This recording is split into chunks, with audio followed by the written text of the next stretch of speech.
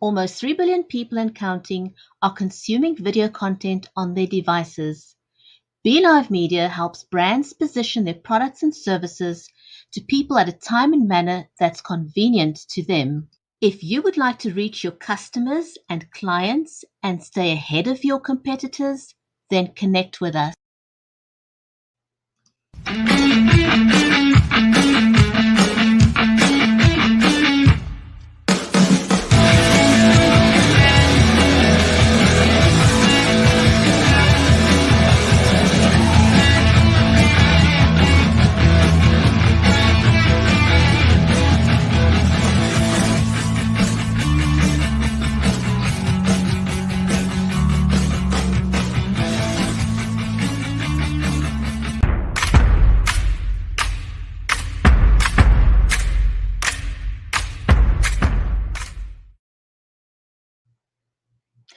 If you are just joining us, then welcome to the Writer's Corner live show.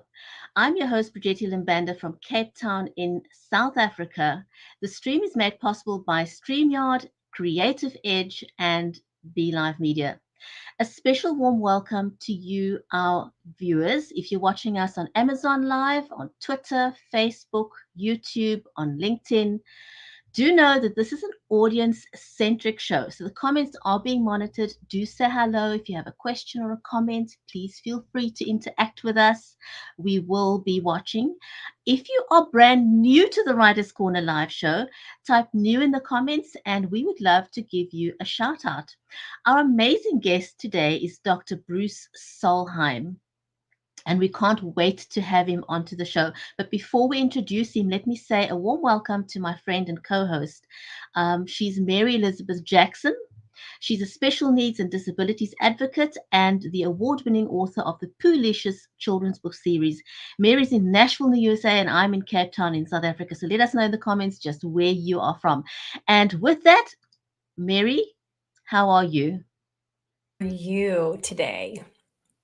I'm good. I'm good. I'm good. It's not that cold today, so I'm in my happy space. Well, good. And it's not that hot today, so I'm in a happy space too because we had some blazing hot days last week up over 100. So, with the heat index, it was pretty crazy. But well, we are super excited to have Bruce on this morning, and he's done a lot of things and he's got a lot of gifts and talents, and so we're just excited to have him on today and hear all about what he's up to and what he's using his creative abilities to do and what his favorite things to do are. Oh, absolutely. I just want to give a huge big shout out to Tish, who's joined us from Chicago. Nice. The Windy City.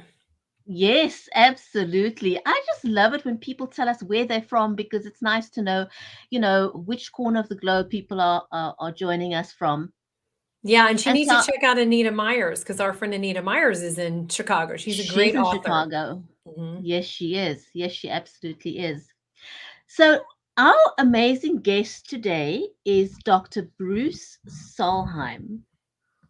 He has published 9 books and has written 10 plays, Wow. 5 of which have been produced. And something that really struck a chord with me is that one of them, called The Epiphany, is a World War II play and was commissioned by the Kingdom of Norway and funded for a full production run with the original American cast. Like in Amazing. just wow. Very, yes, especially theater family. I think it's amazing. So Just wow. He is also the co-founder of Lockdown Theatre, which he started during the pandemic. So I want to ask him about that I because wondered if that title had to do we've that. all Yeah. had to pivot and do all kinds of things that's out of our comfort zone and reinvent ourselves. And my heart has really gone out to creatives out there who suddenly could not go out into the world and perform and do stuff, normal stuff. We had Right. to literally reinvent. And then um, he has published a trilogy of paranormal books. And what we're talking about today are his latest comic books. They feature an alien hybrid character named Snarc. And so the first two books are called Snarc 1 and Snarc 2. Bruce is married to an amazing woman in her own right called Ginger, and he's got 4 children and 2 grandsons. So let's not waste any more time and give a hearty, warm welcome to this amazing man.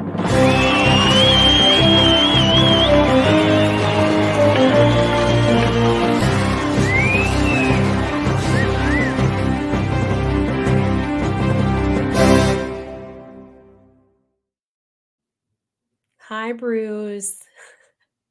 That was Bruce. a nice intro. I want to meet that guy. Who is that guy? Well, here's your Academy Award or your Thank you. your Emmy. I'd like to thank everybody. Yeah. Yes. I know, isn't it fantastic? The intro is amazing. You feel like the greatest person on the planet Earth right now. So I almost fell off my chair. My goodness, you've done so many amazing things, Bruce. Yeah. You absolutely needed to have that kind of introduction. I am in absolute awe of what you have been able to accomplish. Yes.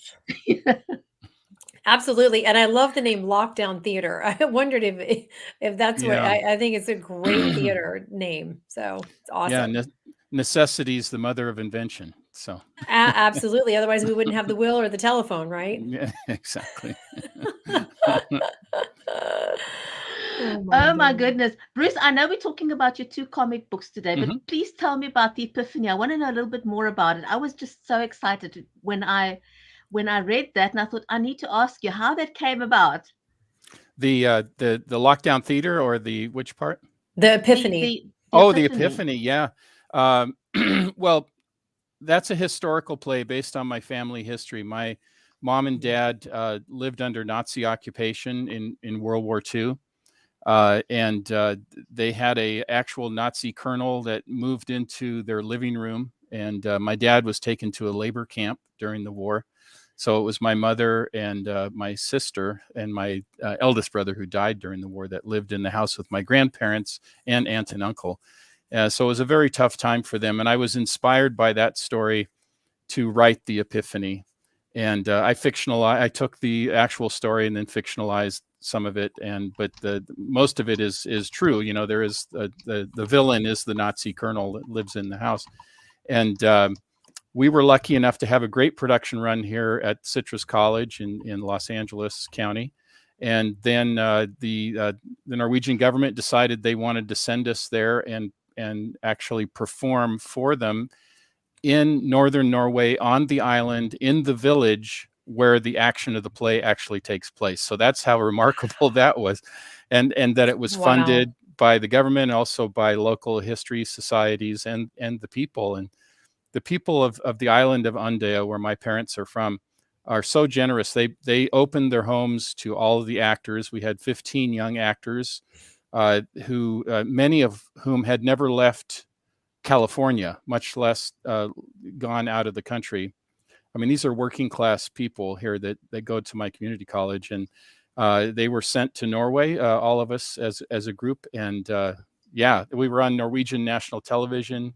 It was a big deal for all these. I still can't believe that it actually It's surreal. It's absolutely surreal. And especially, like, you know, you were writing this from a place in your heart and a place of history and leaving a legacy and a lot of emotion into it. So you have a lot invested in this whole thing, or you did, and you still do. And then for somebody to come in and see that and then carry it, I imagine there's no feeling in the world like it. Yeah, my two favorite parts of our production in Norway was one performance. We had some elderly people who were there alive during the occupation, and to watch their faces as they saw this story come out. And then the children, they brought in children during school time. They brought them in to watch the play, to part of their history, and to see the shock and amazement of how this peaceful, wonderful country that they live in Norway at one time wasn't so peaceful and wonderful. And to remind them that, that's a thing precious thing you have to hang on to. So that was, and then the children also sang some songs for the actors and myself, and Ginger was with me. And that was wonderful too. In appreciation, that was their way to show their appreciation. Wow. That is amazing. And then you also run a community college. Tell us a little bit about that. How did that come about? I work at Citrus College, so I'm a professor of history. I've been teaching history for about 30 years, 27 years here at the same college.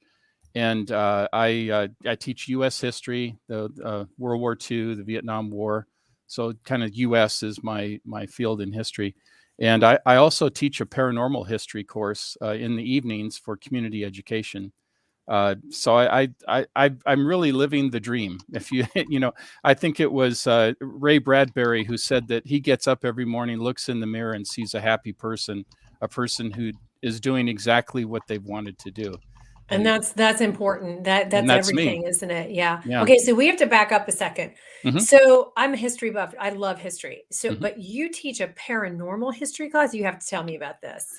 Yeah. So when I had a vision in 2016, this is not unusual for me. I've had a paranormal life. A dear friend of mine, also Norwegian American, passed away in September of 2016. A month after that, he came to me in a vision and told me it was time to tell my paranormal stories. And I didn't have the courage to do it because I thought I would lose my job. I thought my colleagues would ridicule me. My students would laugh at me. And, I just thought it wouldn't go well. I kept it hidden from everybody, because I'd been in the Army, I'd worked in the defense industry, and in academics, and those are not places where you can go around talking about how you talk to dead people and see ghosts and stuff. So and not be taken seriously. So anyway, Jean said, "Don't worry about it." So I started publishing those stories, and it turned out to be a trilogy of books, the Timeless series. But I decided to go a little bit further and press my luck, and I asked the college if I could teach a paranormal history course. And to my surprise, more than anybody's surprise, they said yes. Wow. So it's a sign of the times that that there's so many people that want to know about these things, that have had experiences and want to have some kind of context for it, to understand how this all fits together. And that's what we do in this course. And I haven't offered it during the pandemic because we haven't been able to be in the classroom. And this is a kind of class you have to be together. I was going to say, what are you teaching exactly? Yeah, well, it's funny. I set it up with a series of lectures about, what is telekinesis, what is, telepathy, what are apparitions, what are angels and demons, how does all this, fit in? What's the science behind it, if there is science behind it, and there is, and so kind of set it up that way, along with my personal experiences. And then I had guest speakers, I had experiments set up. But then I found out the first time we met as a class that what they really wanted was to be able to safely tell their own stories. The students wanted to share. So I quickly had to, think on my feet and say, okay, we're going to have to dedicate a half an hour to 45 minutes, maybe up to an hour sometimes, sharing each other's stories. And then we use that as a launching pad for the lecture that evening. Maybe if a lot of people are talking about ghosts, we'll talk about apparitions that evening. And so that's how I arranged the class. So it was very, very popular, all ages, young people, older people. They all had one thing in common. They didn't have a safe place to talk about these things. And some of them couldn't even talk to their own spouses, their own friends or coworkers, but they could talk about their paranormal experiences in the classroom. And that's what we provided them, was an opportunity to do that and not ridicule them, and to try to make sense of the whole thing. So I really miss those students in that class, but hopefully in 2022 we can bring it back. Wow. Amazing. Wow, you are a man of many, many talents. A jack of all trades, but a master of none. And so how did, and lockdown theater, how did that come about? Was that sort of just out of pure necessity? Yeah. Is it community or professional? These are a combination of community-based actors, and really from all around the country, from New York to Washington State to California, all around the country. We were all able to connect and produce live theater online with remote actors. And we were able to create a 3D world for them, kind of like a game world, where they could act behind, in front of green screens. And we had an amazing technician and designer that was able to make all that happen. And we did it live, which is really pretty cool. And I was able to produce some of my plays that way.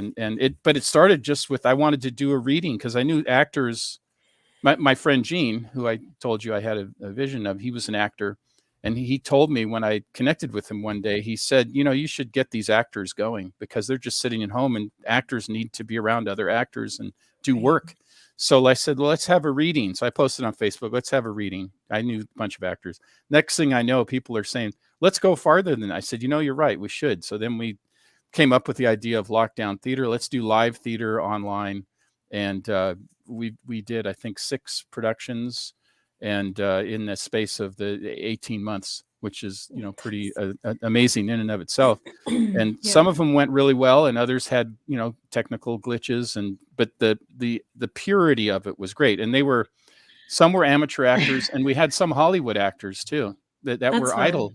Yeah, some people that actually are active in Hollywood here in California that were that were working with us. So kind of a combination of people, all of them dedicated to the craft and working together.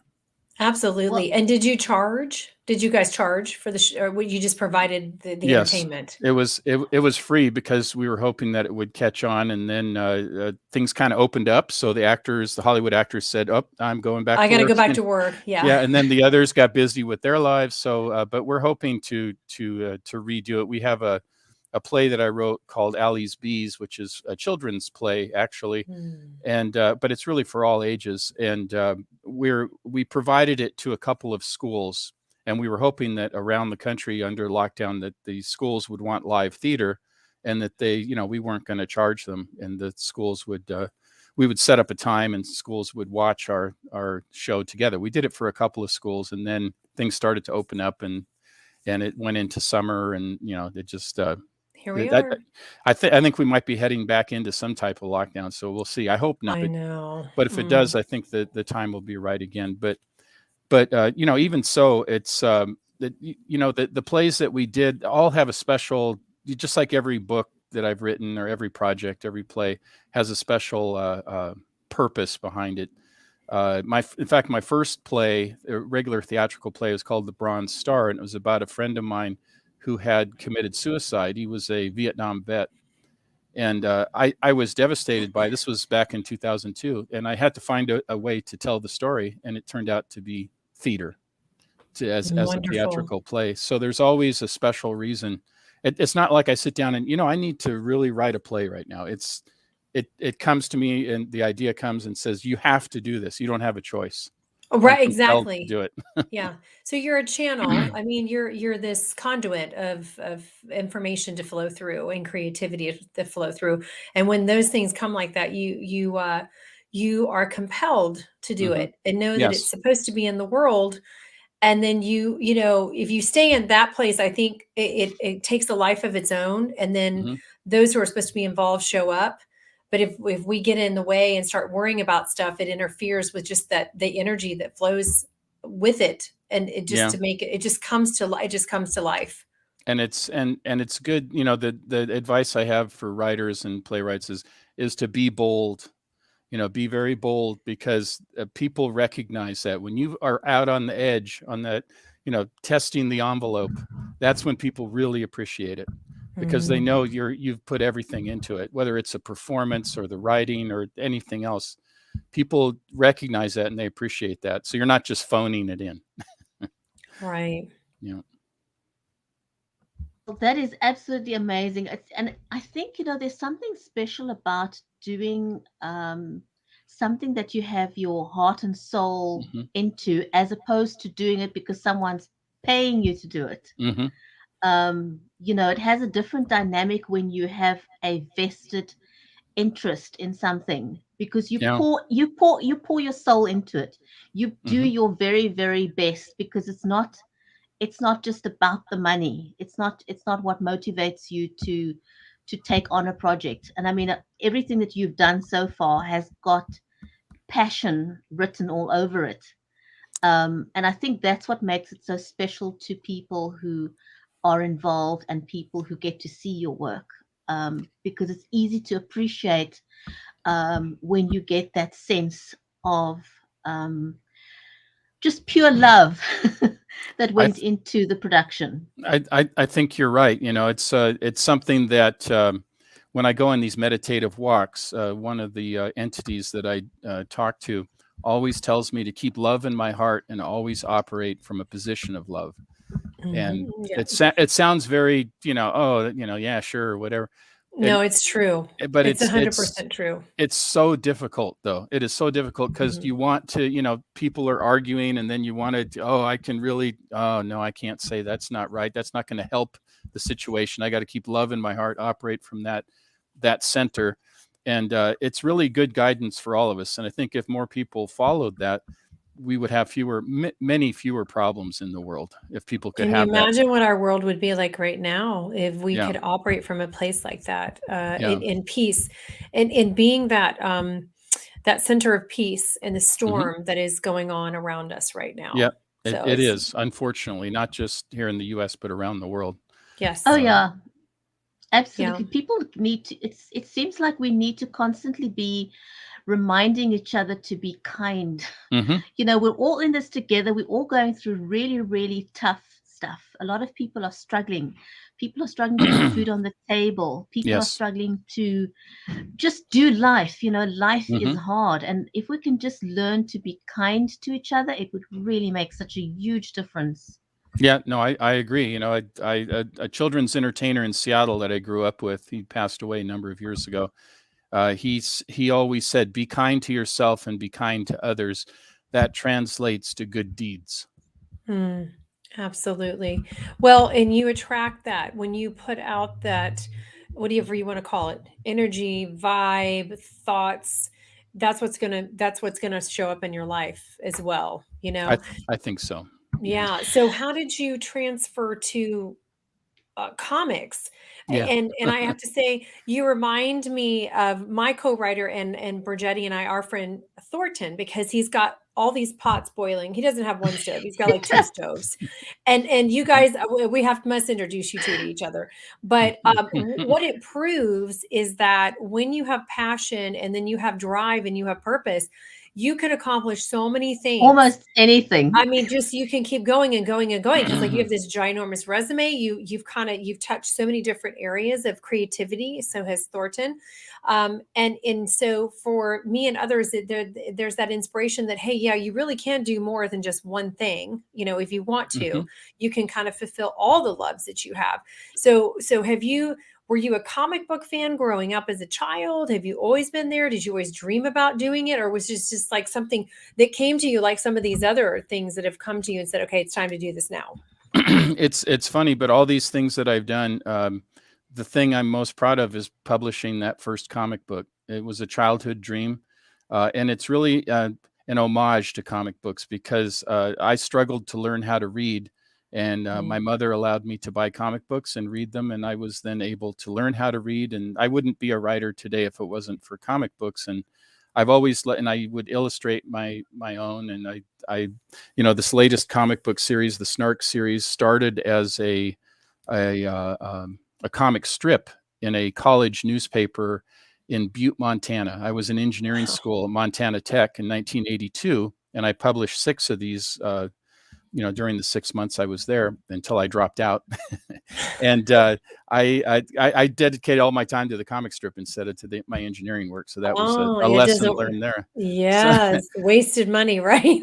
But as it turned out, and then it got put on the shelf, life happened. And then 37 years later, I revived it and turned it into an actual comic book. So that was, to me, that's one of my proudest accomplishments. And I wanted to tell this story of this alien hybrid character that I had originated in 1982, but I wanted to make it all ages. So it's children will like it, adults will like it. That's what I wanted to do with it, and I wanted it to combine history and humor and science fiction and social issues, but not in a pedantic way, not like a preachy way, but just kind of introduce things through the eyes of an innocent, this alien hybrid who comes to our country or comes to our world and is observing and making, trying to help. And as it says, the kind of the slug line, if you will, for the comic is half alien, half human, all heart. That's the character. And so it's turned into a second comic book, and now a spin-off comic with the female lead character that we're working on. I'm working on with a young artist from Poland, very talented. And the original Snarc comic, the first two were illustrated by Gary Dumm, who's been around. He's in his 70s, and he's been illustrating comics since the 1970s. So he started kind of as an underground comic artist, and then has done mainstream stuff as well. So I've always loved comic books, and it's it's always whatever I'm compelled to do, and I feel like telling stories in a fictionalized way in comic books is, instead of writing novels, although I have written a children's novel or for middle grade readers, I love the freedom that I have with these comic books, but there's a lot of truth behind it too, history and humor. Humor is extremely important. Even the darkest topic plays that I've written have humor in them. I think it's really important.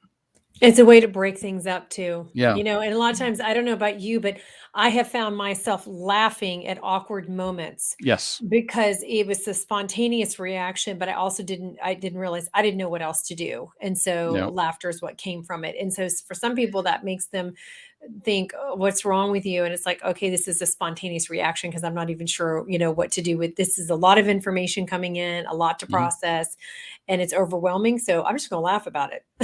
Yeah, it provides a catharsis for you at certain points. You can kind of let some, you can laugh and cry, or maybe both, at a certain point. And it's very important with villains in stories to have that kind of human side to them, because you don't want them to be just a cardboard cutout. So, villains can be funny too, but often in a dark way, but still, you have to laugh. Oh my gosh, this guy's, like Loki. Yeah, pretty sharp-witted, kind of thing. So, but at the same time, they are villains. So, and the thing about villains is they really don't think they're villains, which is always interesting to me. And I talk about that in my history class.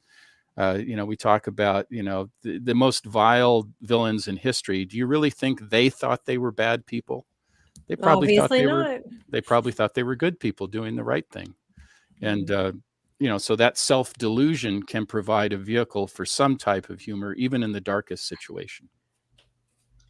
Wow. I think, we all need a bit of humor in our lives. What would life be like without humor, especially now? Yeah, we've got this another wave coming on, and mask mandates are coming back into play at schools and work, and Florida's, the entire state's gone back to mask mandate. Brigitte, you guys have had your share of a second or third wave before we did, so yeah.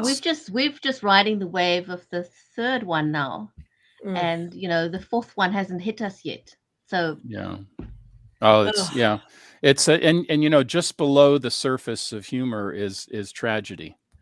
So it's like a veneer over it, and it's our coping mechanism. It's a way to cope. When I was in the military, we had very dark humor as part of our mechanism, for survival. That's how you do it. And but it is part of life. So I always include that and try to make something uplifting, like my first play that I wrote, Bronze Star, about a suicide of a Vietnam vet. How do you make that uplifting? But we figured out a way to do it. And with theater, it's not just you, it's the writer, it's you're working with a team of people, the director, the lighting people, the sound people, the actors, of course, and you learn from all of them, and they all contribute, and you create this this incredible thing that has taken on a life that you never even imagined. And that's why I love doing play. I love writing comic books and, other books, but this theater is really special in that regard. It's so communal. Yes, absolutely. Well, we are about out of time, aren't we? I wanted to quickly ask you, how did you come up with the name Snarc? Like, what was behind you deciding on the name Snarc? I just, I thought of the character when I was working in a prison guard tower in West Germany when I was in the Army, and it didn't come to fruition until I got out of the Army the first time and went to engineering school. And I think it just sounded funny to me. The name just sounded funny, kind of like I was thinking of a like a narc, which so, and I thought, well, Okay. how could I make it funny? So snark, and then you got the term, snarky. People who are snarky are kind of. Right. So I thought, okay, that would be fun, and it's a memorable name. I did spell it with a K when I first did the comic strip, and then I changed it to a C when I came out with the comic book itself. So that's the evolution of the name. It just popped into my head as kind of funny. That's really how it started. Wonderful. That's a nice play on the word. I always like to ask people, like, how did you come up with a name for your business or name for your book? Because the story behind it is always interesting. It's seldom just a word. There's always a story behind it. Bruce, that was amazing. And what's next for you? May I ask that? Who knows? Really, the real answer. That's the truthful answer. I do have this, this spin-off comic, Dr. Jekyll, Alien Hunter, that'll be coming out next year. And then Snarc 3 will come out probably the year after that. I'm also working on that. In terms of paranormal books, it's ongoing. I mean, I still take spirit walks 2 or 3 times a week and communicate with spirits. So I write down everything that I experience. I document it, and in a journal, the spirit journal, as I call it. So who knows what will be next? I really don't know. It's hard to say. I was going to ask, do you think that the comics will turn into either TV movies, a Netflix, or something like that, or film? Well, I've been talking to the actors about doing a Snarc animated cartoon. Okay. So we do have some movement there, and we'll see. But like I said, a lot of the actors are back working, and when I call them, I'm not offering money. So it's for the love of the craft, and people have to make a living. So I understand that. Well, if you need a 17-year-old girl, my daughter will do it. You don't even have to pay her. She just loves theater that much. So. Oh, that's good. Keep in mind. Yeah, absolutely. Yes. Yeah. So I definitely, but thank you so much for joining us today. And just, we covered, you have so much that you are doing and so many things you've covered, so many different genres actually of creativity. And so, it's really fascinating to be able to share that with others and to, introduce what you do to maybe people who have not seen it yet. Then you'll have to keep us up on, if Snarc gets turned into an animation, we definitely want to know about it and have you back on, and maybe some more paranormal stories, because those are fascinating. So, well, thank you. I appreciate it very much. Well, do let us know what's next with Snarc. Keep us updated, and we definitely would love to invite you back on the show when the next book in the series Snarc, it'll be called Snarc 3, right? Yes, and then Dr. Jekyll, Alien Hunter is the spin-off. That'll come before Snarc 3. So okay. I got the artists lined up. They have to know way in advance what how much work they have to do and spread it out. Right, so absolutely. The easy part is writing it and creating. The hard part is the actual illustration per. Yes. I provide mock-ups, and I'm an artist, so I do some mock-up illustrations, but nowhere near the level that's required for a professional, published comic book. So yeah, I concede to the professionals. And you've got to have a very intimate relationship with your illustrator, especially in a comic, because you're trying to get them to grasp what's essentially in your head and your mind. Yes, and I think right. That's very, very, that's not easy to get someone else to sort of get into your head. And to bring it to life, see what you envision. Yeah. And Yeah, you're right. It's a relationship. It's a very close relationship, and they take on the responsibility for the character, kind of like an actor does with the writing. I write the play, the actor then fills it out, on stage. So an illustrator right. does a very similar type of thing, and they add their own. They even add suggestions for dialogue. Wouldn't they? Because they start to think like the character. Well, don't you think the character would say this? Oh yeah, you're right. The character would say that. Yeah, that'd be awesome. Yeah, it is amazing, and it is a very it is an intimate relationship with because you're dealing with something so close to your heart and something you created. So, Bruce, thank you so much. This has been amazing, and we definitely would love to have you back on the show sometime. Thank you for joining us today. This was Thank you fantastic. for inviting me. I appreciate it. It's a big pleasure. To our audience who joined us today on Amazon Live, on Facebook, on Twitter, on YouTube, and on LinkedIn, it was awesome to have you join us. Thanks very much, everyone. Stay safe and take care. We'll see you back next time.